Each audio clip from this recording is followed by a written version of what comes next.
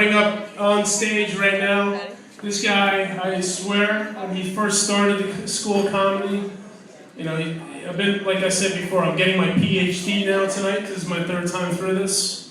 But when this gentleman, and he's a gentleman, started off, I was like, oh my God, how is he going to be funny? But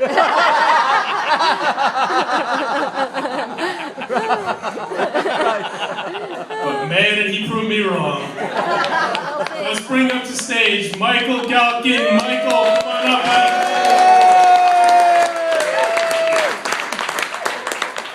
Woo! It's great to be here. Actually, I'm a professional comic. Right before I came here, I decided to go to see a palm reader, and the palm reader said, "You're going to do fine tonight." So,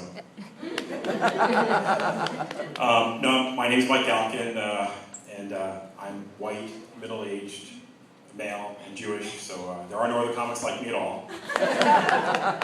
Actually, I'm kind of unique. I'm a Jewish Texan.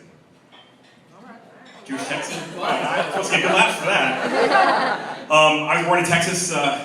My family who's kind of over here has been laughing too much. I was born in the military at Fort Hood. Basically, when I was born in Fort Hood, it was 4 trailers pushed together for the hospital, so I'm some kind of redneck trailer trash. Of course, my dad being Jewish is a dentist, so being a redneck trailer trash is all my teeth, though. You know, I've never understood that 10 most wanted list in the post office. You know, in any post office, I had this most wanted list, and on the top of it, you know, there were, you know, the bad guy, they got the bad guy name, his bad guy nickname. You know, if I ever had a, you know, a bad guy nickname, it would probably be. All right, let me go back to my palm. It's not for funny. You know. Being in Texas, we'll go back to there, being Jewish, God commanded on the 7th day that all male children get circumcised. That's where they cut off half your dick. So, being in Texas in the 1960s, there were no Jews, no rabbis to do anything, so my parents had to fly one out all the way to Texas to do the deed. I'm told I get a good tip, but to this day I still feel a bit crooked. He must have been tired from the long flight. He must have been propellers or something like that, 4 jets.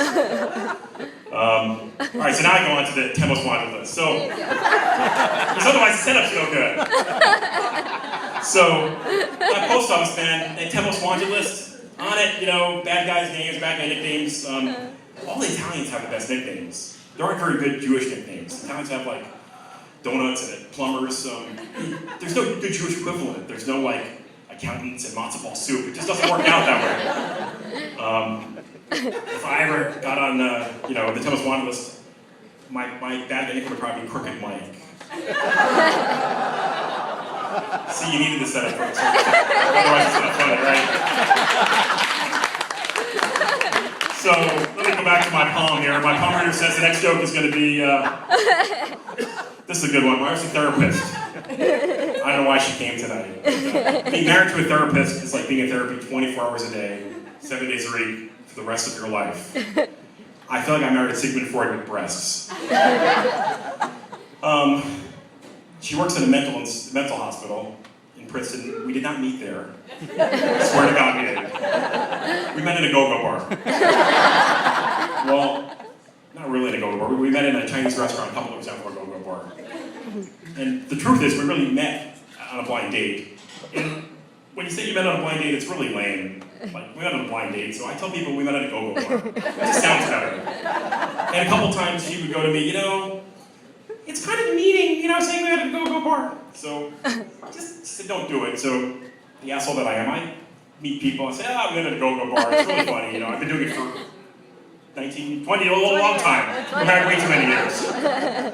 So, she goes to me like a year or two ago, she goes, you know, I don't want you to say that anymore. So, if you say that again, no sex for a month. So, I forget this, and I'm at a party, and I go, you know, I met my wife, married a long time, we had a go-go bar.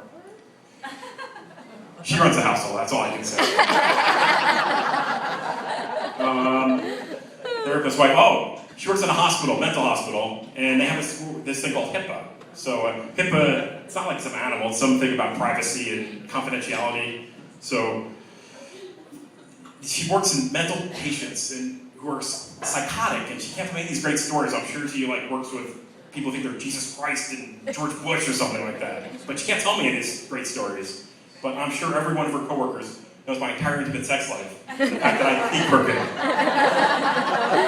So much for confidentiality.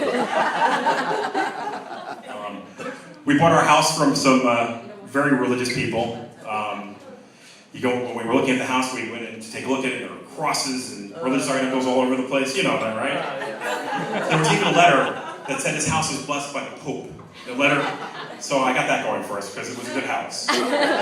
So one day I'm sitting watching TV, kind of minding my own business, and my wife comes down. She goes, "You're in big trouble." I go, "All right, what did I do this time?" She goes, "No, you're in big trouble." I go, "What? Come on, what did I do?"